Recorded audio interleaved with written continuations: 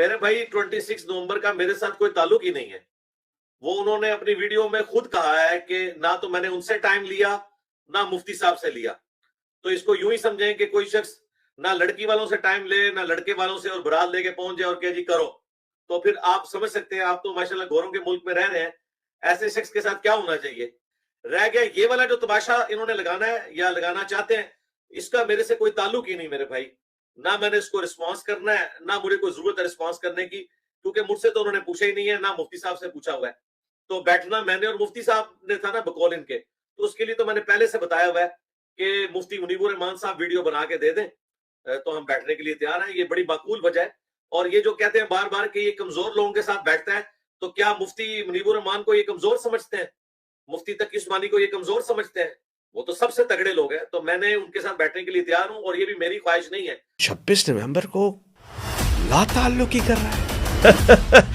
مفتی حنیف قریشی کو چیلنج آپ نے کیا ہے. مفتی حنیف قریشی صاحب کا فون آیا, اب چونکہ وہ منطق کے امام ہیں میرے لیے. حنیف قریشی صاحب قیامت تک کے لیے چیلنج ہے. آپ کو ایک جوش اٹھتا ہے, آپ چیلنج کرتے ہیں, پھر کہتے ہیں میں تو چیلنج کیتا ہی نہیں. تو اب کوئی نہ کہے کہ لکھوا کے لاؤ مفتی حنیف قریشی کے ساتھ کریں جو ان کا پسندیدہ بندہ ہے, جس کے لیے انہوں نے کہا کہ بھائی بڑا زبردست ہے, پانی نہیں پینے دیتا, پانی کا انتظام میں کر کے رکھوں گا. کہانیاں آپ کرواتے رہے. علمی مباحثہ کا شوق رکھنے والی سرکار نے میرے پوڈ کاسٹ کو جو ان کے ساتھ سوال ہو رہا ہے اس کو علمی ڈیبیٹ کا نام لکھ دیا. ڈیبیٹ یعنی مباحثہ. او پائی جان اینکر آیا سی سوال پوچھے تو نال علمی ڈیبیٹ نہیں کیتی ہے. شربی عامر لیاقت مرحوم کی طرح ہوگا. خدا کو مانو بغیر تو تم نہ باباؤں کو بخشتے ہو نہ مرحوم کو بخشتے ہو. بابا ان کا, کتابیں ان کی, روایت ان کی, عبارت ان کی, اور سارے فتوے آپ دیں گے. ایسا لگتا ہے کہ کیلنڈر کے پاس 24-25. جی السلام علیکم. جیسے میں نے آپ سے کہا تھا اپنے وعدے کے اوپر پورا اترتے ہوئے ایئرپورٹ اور پھر ایئرپورٹ کے بعد یہاں تک میں سلامتی ہے آنکھوں پہ جو ہدایت پہ نظریں جمائے بیٹھی ہیں, اور ان کانوں پہ جو 26 نومبر سن رہے تھے.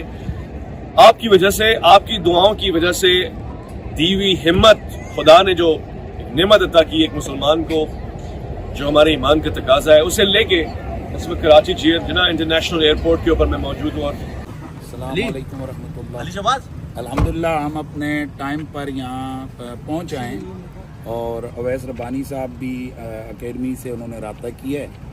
تو جیسے ہی انشاءاللہ ہمیں اوپر جانے کا وہ دیتے ہیں, ظاہر پولیس کھڑی ہے, ان کے لوگ کھڑے ہیں, تو مناظرہ باہر روڈ پہ تو نہیں ہوگا. تو جیسے ہی ہمیں اوپر جانے کی اجازت دیں گے تو انشاءاللہ ہم اوپر روانہ ہو جائیں گے اور انشاءاللہ مناظرہ ہوگا.